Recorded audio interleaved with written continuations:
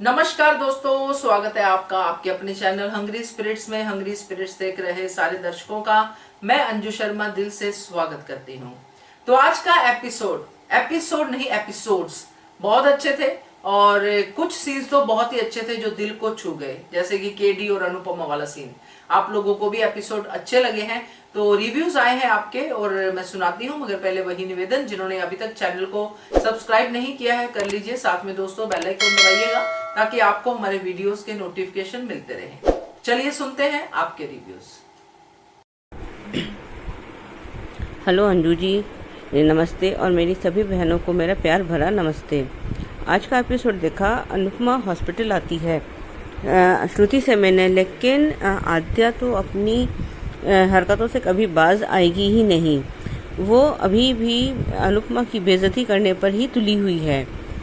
उसको ये गलत फहमी है कि अनुपमा सिर्फ खून के रिश्तों से को ही प्यार करती है, उसके लिए वही सबसे ज़्यादा इम्पोर्टेंट है। लेकिन वो ये भूल गई कि जब उसने सबसे पहले आद्या को नीचे झुकाया, फिर उसके बाद वो परी के पास गई थी। लेकिन आद्या तो आद्या ही है, क्या करें। उसकी गलत फहमी कभी शायद ही कभी दूर हो, उसका तो हम कुछ कर ही नहीं सकते। उसको वो बेइज्जत, उधर अनुज कभी अनुपमा के लिए स्टैंड ही नहीं ले सकता। पता नहीं भैया वो इतना आद्या से डरता ही क्यों है। इधर हमने देखा शाह उसमें बापूजी उसको वनराज को समझाते हैं कि तू जो है मेरी मोटी बात से बहुत नाराज था कि अनुपमा तेरे मतलब की नहीं थी, तभी तो तू काव्या की तरफ झुका, उसके करीब गया। लेकिन वनराज तो वनराज है। बापूजी ने उसको कहा भी कि तू बाप बन, स्वार्थी तो मत बन। लेकिन वो तो वनराज तो स्वार्थ का पूरा पुतला है, उस पर कोई असर ही नहीं होता। आज तक कभी चिकने घड़े पर कोई असर हुआ है जो आज वनराज पर असर होगा किसी भी चीज़ का। हम सोच रहे थे कि शायद बा अनुपमा और डिम्पी का साथ देगी, लेकिन उस बा ने तो गांधारी की तरह अपने आँखों पर पुत्र मोह की पट्टी बांध रखी है, जो वो कुछ देखना ही नहीं चाहती। पता नहीं ये इसकी पुत्र मोह की पट्टी कब उतरेगी, कब उसकी आंखें खुलेंगी, ये मेरी तो समझ के बाहर है। इधर हमने देखा कि अनुपमा केटी के घर आती है तो केटी उसको पानी देती है, तो अनुपमा को वो सब कुछ अपना बीता हुआ सब कुछ याद आता है। जब वो अमेरिका आई थी और उसने केटी ने उसको पानी दिया था, उसको फिर वो उसने कैसे अपने उस पर बाहर रात गुजारी थी। उधर हमने देखा कि जब केटी और अनुपमा दोनों अपने अपनी उसकी पूजा कर रहे होते हैं, उसके बाद एक दूसरे के के लिए हाथ जोड़ते हैं। वो कहती है कि केटी कहती है कि तुम अपने हाथ की मसाला चाय मेरे को पिलाओ। वो कहती है अच्छा मैं फिर वो पिला दूँगी। वो कहते अनुपमा कहती है कि मुझे तुमसे एक हेल्प चाहिए। तो वो कहती है बताओ। कह रहे कि मेरे को वो सारे सब्जियों के नाम उससे पूछती है, इंग्लिश में क्या नाम है, वो सब फिर अपनी डायरी में नोट भी करती है। इधर हमने देखा कि अनुज उससे डॉक्टर से बात कर रहा है। डॉक्टर कहती है कि श्रुति काफ़ी फास्ट रिकवरी कर रही है, तो आप उसको कल घर ले जा सकते हैं। यह सुन के आद्या भी बहुत खुश हो जाती है। उधर शाह उसमें हमने देखा कि वनराज ना तो बापूजी की कुछ सुनता है ना किसी की कुछ सुनता है, और वो अपना डिसीजन ये सुना देता है कि डिम्पी की शादी प्रतीक से ही होगी, जिसको अब डिम्पी भी सुन लेती है। वो उसको बहुत गुस्सा आता है और वो अभी उस वक़्त तो वो कुछ नहीं कहती, लेकिन प्रतीक के जाने के बाद वो वनराज से कहती है कि आपने ये ठीक नहीं किया, आपने हमसे झूठ बोला। तो वो कहता है कि तुम्हारी शादी तो मैं प्रतीक से ही होगी, मैंने तुम्हारे लिए इतना अरे माँ बाप अपने बच्चों के लिए कुछ करते हैं तो क्या बदले में उनसे सेक्रीफाइस भी मांगते हैं। मेरी तो समझ में कुछ ऐसा आता नहीं है कि अगर माँ बाप अपने बच्चों के लिए कुछ कर रहे हैं तो क्या बदले में हम उनसे कुछ उम्मीद करें कि वो हमारे लिए कुछ करेंगे। लेकिन वनराज तो क्या ही कहें, नेक्स्ट लेवल का इंसान है। मेरे को तो वो इंसान ही नहीं लगता, जाने है क्या वो, आई डोंट नो। लेकिन डिम्पी वनराज की अच्छे से क्लास लगा देती है कि आप पापा हैं, पापा ही रहिए, भगवान बनने की कोशिश मत कीजिए। वो तो कहता है कि कुछ भी हो जाए तुम्हारी शादी तो मैं प्रतीक से ही करवाऊंगा। इधर वो डिम्पी अनुपमा को कॉल करती है, तो वो अनुपमा कहती कि इस वक्त तो अहमदाबाद में बहुत रात होगी, तो इतनी रात को डिम्पी फ़ोन क्यों कर रही है। लेकिन वो फ़ोन उठाती है तो डिम्पी उसको सब बताती है। तो अनुपमा कहती है कि मैंने तुम्हें पहले ही वार्न किया था, तुम्हें ही इस बात के लिए स्टैंड लेना होगा, तुम्हें अपनी लड़ाई खुद लड़नी होगी। लेकिन खैर उधर से काव्या और बापूजी दोनों बहुत परेशान होते हैं, आवाज़ लगाते हैं। तो अनुपमा काव्या को मैसेज करके कहती है कि डिम्पी से उसकी बात हो रही है और डिम्पी अभी ठीक है। खैर वो दोनों चले जाते हैं। उसके बाद डिम्पी का फिर थोड़ी देर बाद फिर कॉल आता है, तो वो डिम्पी घर छोड़ के चली जाती है अंश को लेके। वो अनुपमा फ़ोन पिक करती है तो वो पता चलता है कि डिम्पी ने घर छोड़ दिया है।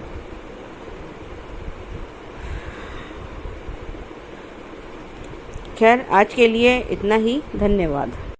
Hello, good morning Anju ji, कुमुदनी त्रिपाठी।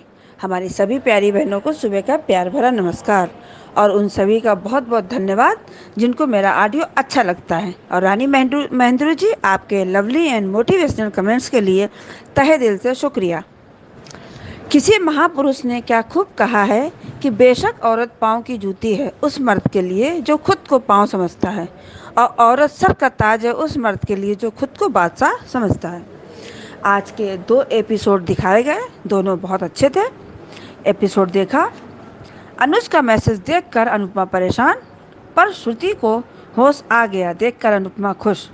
दीपू देखे जा रहा है अनुपमा को, और श्रुति की बकवास हमको अच्छी नहीं लगती है सच में। आद्या श्रुति को सॉरी बोल रही है और श्रुति को परी की भी चिंता है, ये अच्छा लगा। और आद्या को फिर से वो गोली कांड याद आ गया। अनुपमा भागी भागी आ गई हॉस्पिटल। अनुपमा श्रुति का आपस में इशारा अच्छा लगा। अनुपमा ने अनुज का हाथ देखा जो श्रुति को पकड़े हुए था, और आद्या को देखा। आद्या फिर कुछ बदतमीजी करेगी ऐसा लग रहा है। अनुज श्रुति दोनों आद्या को देख रहे हैं। आद्या ने अनुपमा को पकड़कर बाहर कर दिया और कहा, आप गलत रूम में आ गई हैं। उस रूम में आपका अपना कोई नहीं है, तो प्लीज़ आप मेरी फैमिली को डिस्टर्ब ना करें। आद्या के मन में फिर से वही बात बैठ गई कि आपने परी को चूज किया और मुझे मरने के लिए छोड़ दिया। आद्या की ये बातें श्रुति और अनुज दोनों को अच्छी नहीं लगी। आद्या की इस हरकत पर अनुज खून का घुट पीकर रह गया और कुछ नहीं कर पाया। बाबूजी बहुत परेशान वनराज को लेकर। बाबूजी अब बा को समझाने का प्रयास कर रहे हैं। बात तो अब वनराज की तरफ फिर से हो गई और बाबूजी की एक एक बात में सच्चाई है।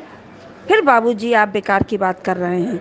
अनुपमा यहाँ होती, आप भी तो बड़े हो, करो जो मन में आए। बा ने पाला बदल लिया। बा बहुत ही बेकार की लेडी है।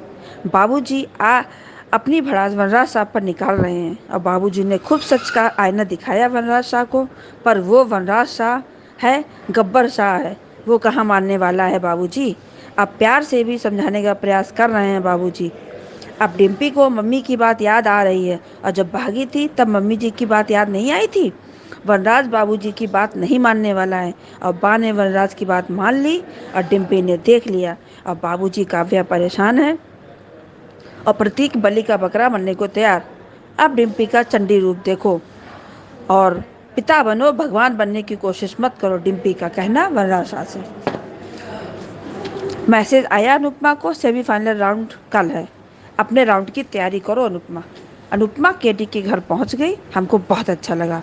केडी को भी अनुपमा की बहुत ज़रूरत थी, और अनुपमा को पहला पानी का गिलास देना केडी को याद आता है। अनुपमा ने केडी को रेंट के पैसे दिए और रिकमेंडेशन लेटर भी दिया।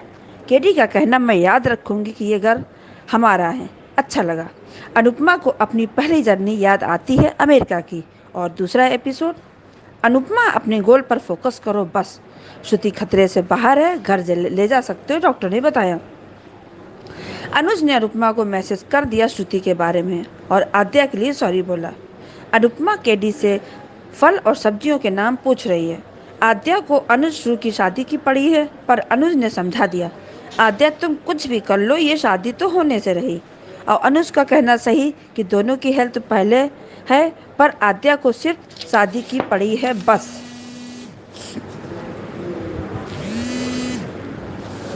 डिम्पी ने सही कहा, मैं शादी नहीं करूंगी, पर प्रतीक से भी शादी नहीं करूंगी। पर वनराज ने अपना फैसला सुना दिया।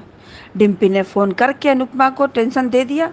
क्यों, खुद हैंडल करना नहीं आता है क्या? वैसे तो बहुत बड़ी बड़ी बातें करती हो, और अनुपमा को फ़ोन क्यों? अनुपमा को चैन से नहीं रहने देते ये शाह हाउस वाले। अनुपमा के लिए सिर दर्द ही हैं। अब अनुपमा वीडियो कॉल कर रही है डिम्पी को, जान देने की बात कर रही है डिम्पी। अरे जान देनी है तो बता क्यों रही हो, फ़ोन क्यों किया, दे देती जान। अनुपमा ने अच्छे से समझा दिया डिम्पी को, गलत कर मत, पर गलत सह मत। मिल गई डिम्पी को हिम्मत, तो बस अब भाग जाएगी डिम्पी। बात सच में बहुत बदतमीज़ है, हमेशा वनराज की साइड लेती है, वो चाहे सही हो या गलत। विलन समझते क्या तुम, विलन ही हो वनराज शाह, समझते क्या हो तुम, विलेन ही हो। बाकी चिंता जायज़ है, डिम्पी क्या करेगी? बा ने बताया कि डिम्पी की अनुपमा से बात हुई, तब चुप हुई। अनुपमा केडी दोनों पूजा कर रही हैं। अनुपमा सभी के लिए दुआ मांग रही है और अपने सेमीफाइनल के लिए कुछ नहीं मांगा। डिम्पी भागने की तैयारी में अंश के साथ, एक तरफ वनराज शाह और दूसरी तरफ बा। वनराज की आंखों के सामने से भाग गई। बोलो, ये तो उसका पुराना काम है, घर से भागना। वनराज सोता रह गया और चिड़िया फुर्र हो गई। बा पहुंची डिम्पी को देखने, पर वो थी नहीं वहाँ। बा ने बताया वनराज को डिम्पी अपने रूम में नहीं है, और डिम्पी ने अनुपमा को बताया हमने घर छोड़ दिया। और प्री कैप में देखा, अनुज ने अनुपमा को बुलाया, कहा आद्या ठीक नहीं है, उसके पैनिक अटैक बढ़ते जा रहे हैं, क्या तुम हमारी बेटी की खातिर मेरे घर आकर रह सकती हो? अनुज ने फूलों के साथ अनुपमा का स्वागत किया, पर आद्या का कहना, यहाँ क्यों आई हो? सीरियल बहुत ही इंटरेस्टिंग मोड पर चल रहा है, अब आगे देखते हैं क्या होता है। बहुत बहुत धन्यवाद। Hello Anju ji, this is Rita and hello to everyone. आज के शो का मेन हाईलाइट डिम्पी का घर से भाग जाना ही था। और शो की शुरुआत होती है, अनुपमा को अनुज का मैसेज आ जाता है कि श्रुति को होश आ गया है। अनुपमा काफ़ी खुश होती है और वो हॉस्पिटल पहुंचती है, लेकिन आध्या जब अनुपमा को देखती है तो the way she holds her hand and उसको पुश कर देती है रूम से बाहर। कितना बुरा मतलब उसने किया है। एंड उसे वही कहती है कि फिर से एक बार कि अनुपमा ने पहले परी को बचाया और उसे मरने के लिए छोड़ दिया। अब पता नहीं मेकर्स कब इस लड़की का ट्रैक ठीक करेंगे, कब इसे कोई समझाएगा। ना तो अनुपमा बता रही है, ना अनुज कुछ बताने को तैयार है, ना किंजल कुछ बताने को तैयार है। अब इस लड़की को समझाना बहुत बहुत ज़रूरी हो गया है। This is just not right. Anuj फिर से वही देखता रह जाता है, कुछ कहता नहीं है। अनुपमा वहाँ से जाने को होती है, इतने में उसे सुपरस्टार शेफ से मैसेज आ जाता है कि उसका सेमीफाइनल कल है और कितने बजे है। अनुपमा ये सोचती है कि वो तो भूल ही गई थी और वो फटाफट घर पहुँचती है। केडी के घर पहुँच के उसे बड़ी खुशी मिलती है एंड वो कान्हा जी को थैंक यू करती है। एंड वो कहती है कि उसे बस अब तैयारी करनी है और वो तैयारी में जुट जाती है, लेकिन उसके मन रह रह के आध्या की बातें याद करता है जो आध्या ने उसे कहा, लेकिन अपने आप को समझाती है और केडी से हेल्प मांगती है कि उसे अमेरिकन वेजिटेबल्स एंड फ्रूट्स के नाम के बारे में जानना है। वो अपनी तैयारी में लग जाती है। वहाँ शाह हाउस में वनराज प्रतीक को आशीर्वाद देता है और शगुन देता है। डिम्पी ये सब देखती है और उसे काफ़ी बुरा लगता है और वो काफ़ी सुनाती है बा और वनराज को। बापूजी के समझाने के बावजूद भी वनराज नहीं मानता है। उसे तो अपनी अकड़ ज़्यादा प्यारी है और वो कह देता है कि उसने फैसला कर लिया है कि डिम्पी की शादी प्रतीक से होगी। डिम्पी इसे मानने से मना कर देती है और अपने आप को कमरे में बंद करके रोती है। अनुपमा को फ़ोन करती है और सब कुछ बता देती है और मरने की बातें करती है। अनुपमा उसे काफ़ी डांटती है, उसे समझाती है, उसे हिम्मत बंधाती है और वहाँ हॉस्पिटल में आध्या बस अपने पॉप्स को कहती है कि बस उसके दिमाग में तो शादी की बात चल रही होती है। अनुज उसे देखता है, उसे कहता है कि कुछ फैसले भगवान के पे छोड़ देने चाहिए, जो जब जैसा होना होगा वैसा होएगा। अनुज को समझ में आ जाता है कि आध्या क्या करने की कोशिश कर रही है। यहाँ पे एक बात मैं कहना चाहूँगी कि अनुपमा की खुशी कुछ लम्हों की ही होती है। उसे अच्छा खासा एक घर मिला, छत मिली, लेकिन ऐसा लगता है कि वहाँ भी उसे रहने का मौका नहीं मिलेगा क्योंकि हम आगे देखेंगे कि अनुज सुपरस्टार शेफ में आएगा और अनुपमा को घर ले जाने की बात करेगा। उसे आध्या के बारे में बताएगा कि उसे पैनिक अटैक आया और उसे वो अपने आप को हार्म करने की कोशिश करती है। वहाँ शाह हाउस में डिम्पी भागने में कामयाब हो जाती है। भले वनराज दरवाजे के सामने बैठा हुआ था, वो वहीं पे बैठे बैठे सो गया था और बा भी जाग रही थी, लेकिन उसके बावजूद वो वहाँ से निकल गई। वो अनुपमा को फ़ोन करती है और बताती है कि वो घर से भाग गई है, लेकिन अनुपमा उसे समझाती है कि उसने जो किया गलत किया है, उसे घर वापस चले जाना चाहिए। अब आगे देखते हैं क्या होता है। Thank you and have a great day. नमस्कार अंजू जी, मेरी तरफ से आप सभी को मेरा प्यार भरा नमस्कार। अंजू जी, कल के आपके सारे वीडियो देखे थे। पहला था कि अनुपमा से तो भाग के आ गया वनराज, पर अमेरिका से आने के बाद उसकी चेली ने षड्यंत्र की हवा निकाल दी। और एक वीडियो था किंजल की अच्छाई का नकाब उतरेगा। किंजल अभी वो परी के जरिए या मुझे लग परी के जरिए या तोशू को उल्टी पट्टी पढ़ाएगी, क्योंकि सीधी बात तो तोशू के समझ में आती नहीं है। ये मम्मी को यहाँ रखने से उसके क्या क्या फ़ायदे हैं। एक तो घर में अभी अनुपमा की ये सुपरस्टार शेफ के कंपटीशन में जीतने से पैसे आएंगे। परी का ध्यान रखती है मम्मी, घर का सारा काम मिल हो जाता है। तो किंजल उल्टी पट्टी पड़ाएगी। अंजू जी, मुझे लगता है कि किंजल को अपनी मम्मी को राखी दवे को बुलाना चाहिए अपनी प्रॉब्लम के सॉल्यूशन के लिए। और एक वीडियो था आपका कि अनुपमा का अपना घर देखकर ये तिल मिलाएंगे ये दोनों। आज का पहला वीडियो था आपका कि डिम्पल घर से भाग गई और अनुपमा ने उसे वापस आने के लिए कहा। वो वीडियो आपका बहुत अच्छा था कि उसमें आपने बहुत अच्छे से बताया था कि वनराज को ये पता चलेगा कि अनुपमा के कहने से डिम्पल वापस आई है, तो वो उल्टा यही बोलेगा कि अनुपमा मुझसे डरती है, इसीलिए उसने इसे यहाँ वापस आने के लिए कहा होगा। और एक वीडियो था अपना कि आपका कि अपनी बेटी की हरकत से परेशान अनुज ने हाथ जोड़कर और श्रुति की परमिशन से अनुपमा को बनाया बलि का बकरा। ये वीडियो सच में मेरी आंखों में आंसू लग गया कि आज अनुज हाथ छोड़ के कह रहा है, तो 5 साल पहले क्यों नहीं? 5 साल पहले क्या उसे बेटी के लिए माँ की ज़रूरत नहीं थी?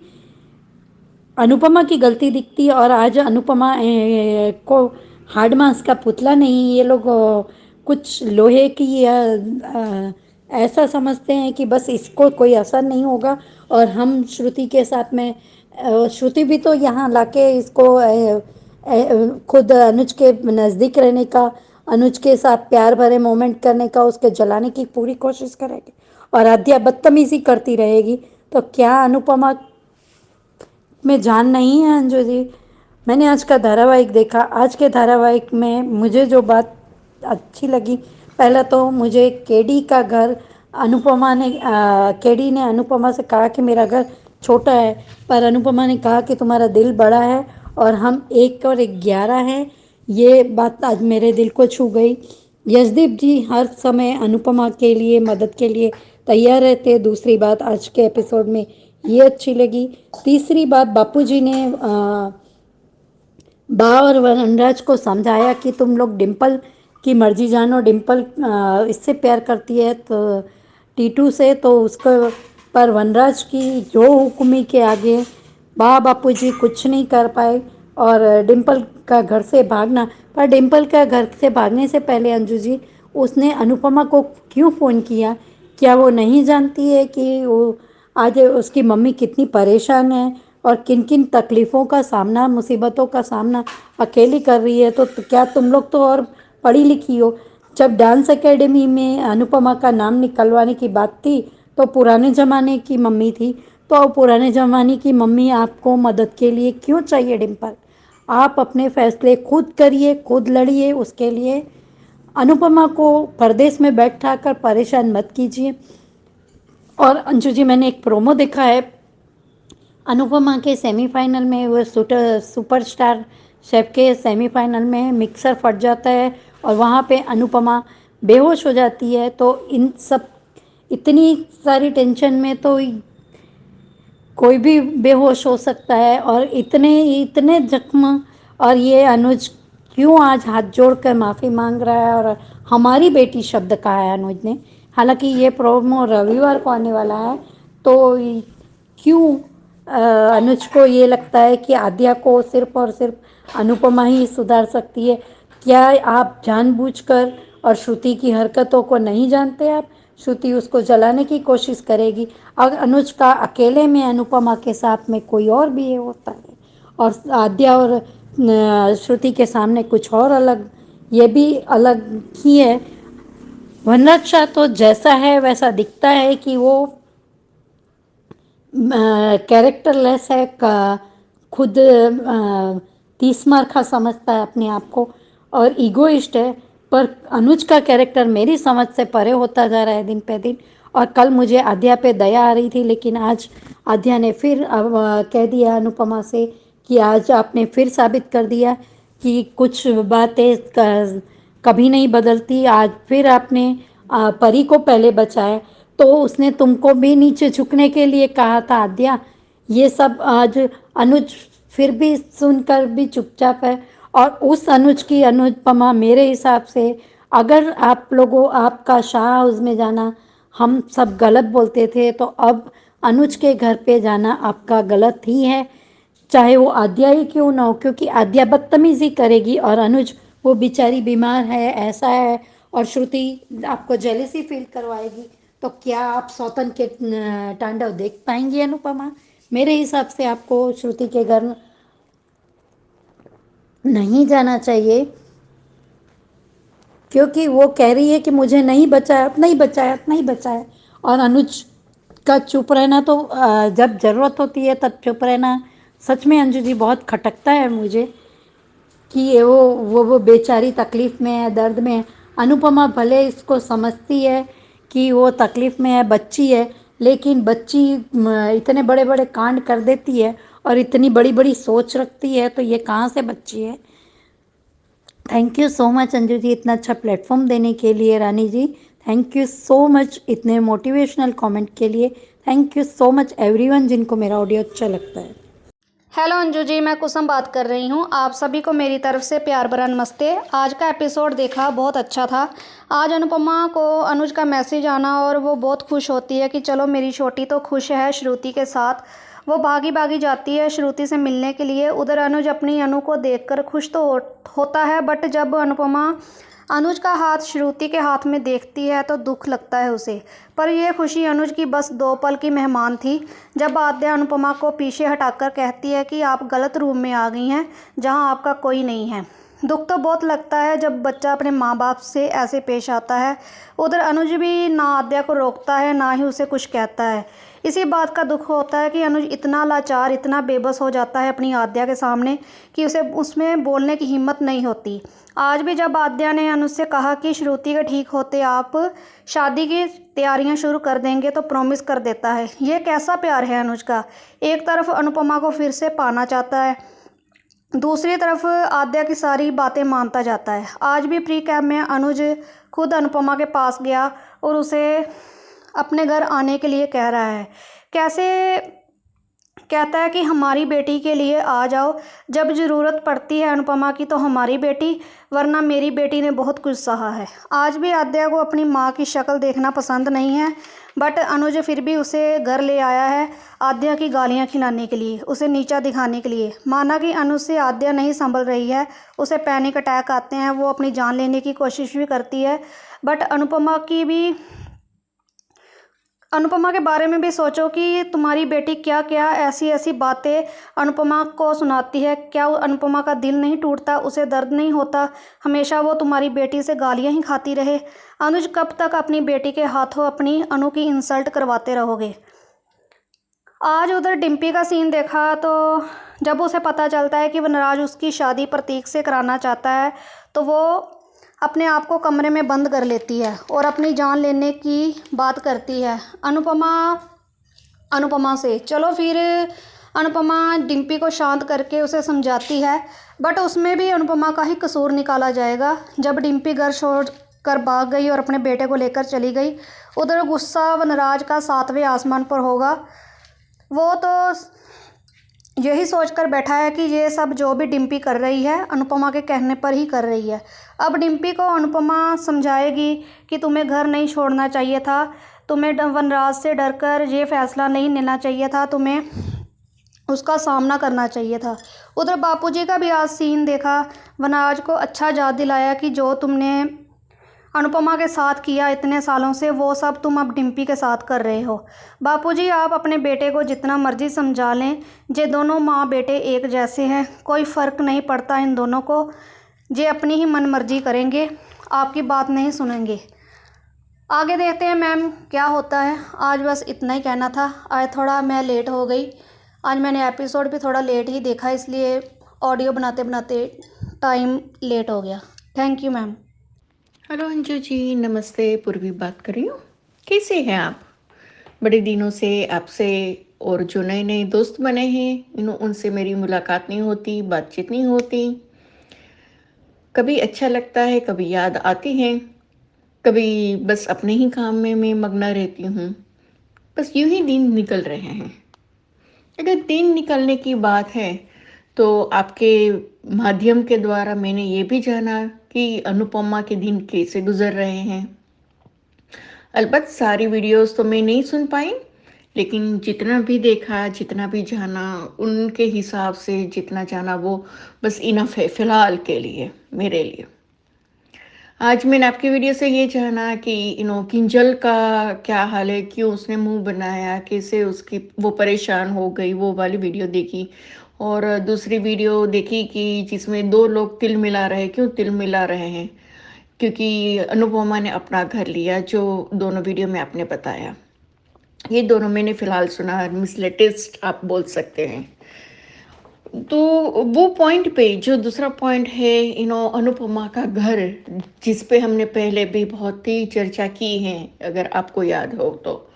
और बस उसी के बारे में मैं ये कहना चाहती हूँ कि उसकी जो फ्रेंड है कैथी, शायद उसके साथ रह कर अनुपमा नॉनवेज भी कैसे बनाना वो भी सीख जाए। क्योंकि अगर सिर्फ मैं मेरी बात करूँ ना, तो बीइंग वेजिटेरियन कभी मैंने नॉनवेज को हाथ नहीं लगाया था। लेकिन लाइफ में एक ऐसा भी मौका आया था, तो मुझे किसी ने बोला कि you should learn how to cook at least कि नॉनवेज को कैसे कुक करना है। At least the techniques. चाहे तुम बाद में कुक करो नहीं करो वो अलग बात है। और मैंने बोला कि ये सारा तो मीट, मटन, फिश है, उसको मैं कैसे हाथ लगाऊं? तो बोले कि ये मत सोचो कि ये फिश मटन है, कुछ भी है, ये बात मत करो, ये सोचो भी नहीं, उस हिसाब से नहीं सोचो, जैसी तुम्हारी सोच है वैसे मत देखो। ये सोचो कि की दुनिया में आधी ज़मीन, आधी भी नहीं, 3/4 ज़मीन पर ही सिर्फ 3/4 ज़मीन पे समंदर है, और जो 1/4 भाग रह गया उसमें ज़मीन है, जिस पर लोग उगाते हैं। और वेजिटेबल्स, फ्रूट्स वगैरह, नट्स, लेंटिल्स, तो उसका वो यूज़ करते हैं। बाकी का भाग तो समंदर में है, तो समंदर के हिसाब से समंदर के अगल बगल में जो रहते हैं वो लोग यही खाते हैं। अलबत्त भूमि पर जो लोग हैं वो लोग भी कि मटन वगैरह खाते हैं, लैम्ब खाते हैं। क्यों खाते हैं? क्योंकि उनके पास वो सोर्स होता है। तो खाने के बहुत सारे सोर्स होता है, तुम किस नज़र से देखती हो वो उस पर डिपेंड होता है। उसकी बात मुझे बहुत सही लगी। हालांकि मैं बिल्कुल प्योर वेजिटेरियन हूँ, लेकिन फिर भी मैंने वो चीज़ बनाना सीखी, कि वो मटन कैसे बनाते हैं, फिश कैसे बनाते हैं, वो दिन टेक्निक्स और ये सब कुछ सीखने के बाद मैंने उसको आज तक उसको हाथ नहीं लगाया। अलबत्त वो मौका भी नहीं आया, और वो जिनसे मैं सीखी थी उनके साथ भी कोई मेल मिलाप नहीं हुआ, तो सब कुछ साथ में हो गया। लेकिन इस बात से मेरा एक बहुत बड़ा फ़ायदा हुआ कि जब देयर वाज़ अ टाइम पे यहाँ पर मार्केट चलाती थी। तो मार्केट में कभी-कभार कस्टमर आकर पूछते थे कि do you know how to cook chicken, Indian style में चिकन। तब यूट्यूब का ज़माना नहीं था, ये बहुत सालों पहले की बात है। तो बोलते थे, अच्छा तुम्हें पता है फ़िश कैसे बनाते हैं? अगर बंगाली स्टाइल बनानी है या फिर लखनऊ स्टाइल बनानी है तो क्या यूज़ करते हैं, कौन से मसाले यूज़ करते हैं? तो मैं उसको पूरा जो टेक्निक्स वो मैंने किसी से सीखा था वो मैं उसको बताती थी। तो उस दिन के बाद मेरा जो छोच था ये नॉनवेज आइटम के लिए वो निकल गया था। आज तक मुझे अभी कोई भी डर नहीं लगता उनको छूने से। तो मुझे ये लगता है कि अनुपमा में ये चेंज आना चाहिए, या फिर राजन शाही को ये चेंज लाना चाहिए क्योंकि अभी अनुपमा भी एक शेफ की लड़ाई लड़ रही हैं। तो सब बार हर बार सिर्फ वेजिटेरियन आइटम मिले वो ज़रूरी नहीं है। कभी कभार नॉनवेज भी आ जाते हैं, अंडा भी आ जाता है या फिर मांस मटन मच्छी कुछ भी आ जाता है। तो शी मस्ट नो कि कैसे उसको कुक करते हैं, लेकिन वो कुक करने से पहले उसके मन में जो वेजिटेरियन होने का ये जो छोच होता है वो निकालना पड़ेगा। ये निकालने के लिए केथी का संग अनुपमा के लिए बहुत सही हो, वैसा मैं चाहती हूँ, वैसा सोचती भी हूँ। शायद हमारे माध्यम से राजन शाही तक ये बात पहुँचे। मेरे एक सिने मित्र है जो थिएटर्स सिनेमा के बारे में लिखते हैं, राइटर्स है। तो वो बताते हैं कि पूर्वी हम जो वीडियोस यूट्यूब वीडियोस डालते हैं ना, उस पे ये सारे प्रोडक्शंस हाउस की नज़र रहती है। उनके भी टीम के ग्रुप्स के लोग होते हैं जो हमारे रिव्यूज़ क्या होते हैं वो जानते हैं, पहचानते हैं, समझते हैं कि लोग क्या सोचते हैं, क्या कैसे सोचते हैं। उस हिसाब से वो अपनी स्टोरी का प्लॉट तैयार करते हैं। तो वो उनका एक पूरा ग्रुप मीटिंग होता है, उसमें बात करते हैं कि इसके चैनल में ये बात हो रही थी, इसका मुझे पॉइंट अच्छा लगा था। सो वो पॉइंट्स को नोटेड करते हैं और उसके बाद उसकी एक अलग सी स्टोरी बनाते हैं। अगर ऐसा ही हमारा हो कि मुझे पता है कि 2-3 बार मैंने मार्क किया है कि हमने कुछ भी आपके माध्यम के द्वारा कहा है या आपने जो भी वीडियोस बनाए उस पे आपने कुछ कहा है, तो वो पॉइंट डेफिनेटली राजन शाही के प्रोडक्शन में आया ही है, कहीं ना कहीं आया है। 2-3 बार मैंने, शायद ज़्यादा ही बार वो मैंने नोटेड किया था, लेकिन मैं बताना भूल चुकी हूँ कौन सा एपिसोड था। तो मैं ये सोचती हूँ कि आपके माध्यम के द्वारा हम जो अभी वीडियोस बता रहे, अभी जो मैंने पॉइंट बताया वेजिटेरियन और बिंग नॉन वेजिटेरियन, ये दोनों का जो अनुपमा को फ़ायदा हो एज अ शेफ। अगर वो लड़ाई लड़ती है तो वेजिटेरियन होने के बाद भी चाहे वो टेस्ट ना करे, लेकिन वो बना तो सकती है ना। तो उस हिसाब से वो बनाए और वहाँ पर दिखाए कि वो कुछ भी कर सकती है। तो ये एक नया माहौल क्रिएट होगा, अगर वो राजन शाही चाहे तो। अगर ये नॉनवेज है इसको कैसे बनाऊं करके रोने बैठ जाएगी, भाग जाएगी, तो उससे कुछ नहीं होगा, वो मसले का हल नहीं होता। तो ये मेरा बहुत स्ट्रोंग बिलीव है कि उसको नॉनवेज भी बनाना केथी को सिखाना चाहिए। केथी को बोलना चाहिए कि मैं ये खाती हूँ, तुम देखो किस तरह से मैं बनाती हूँ। फिर चाहे वो एक टेक्निक सीखने के बाद अनुपमा अपने हिसाब से चेंज कर सकती है। तो ये एक बात नोट करने वाली है। तो मैं आपके पास छोड़ रही हूँ, मिलती हूँ मैं फिर अगले वक्त पे कभी भी कहीं पर भी। ओके, मिलती हूँ, bye bye. Thank you so much आप सबका इतने अच्छे अच्छे रिव्यूज भेजने के लिए। और पूर्वी जी, बहुत बढ़िया आइडिया आपने शेयर किया है अपने रिव्यू में, और ये आना चाहिए क्योंकि शेफ के लिए हर डिश को बनाना जो है दाएं हाथ का खेल होना चाहिए, सॉरी बाएं हाथ का खेल होना चाहिए। तो ये होना चाहिए क्योंकि आपने सही कहा है कि रिव्यूज हमारे सुने जाते हैं और वो इम्प्लीमेंट भी होते हैं, जितना जैसे ग्राफ के हिसाब से, स्क्रीन प्ले के हिसाब से अच्छा लगे तो उसको इनकॉर्पोरेट भी किया जाता है। तो ऐसे ही इस चीज को भी दिमाग में रख के अच्छे अच्छे रिव्यूज जो सब लोग भेजते हैं तो मजा आता है। तो ऐसे ही बने रहिए हमारे चैनल के साथ सब लोग। और अगर आपने अभी भी जो है रिव्यू भेजने का सोचा है और भेजा नहीं है, नंबर नोट नहीं किया है, तो नंबर मैं फिर से बोल देती हूँ आपके लिए। तो नंबर नोट कीजिए 9833155523 और बनिए हिस्सा अनुपमा के पब्लिक वॉइस वीडियो का और या फिर HS कम्युनिटी वीडियो का। तो keep watching hungry spirits channel. Thank you so much. Subscribe to our channel by clicking the subscribe button. Click the bell button and enjoy the latest uploads from our channel.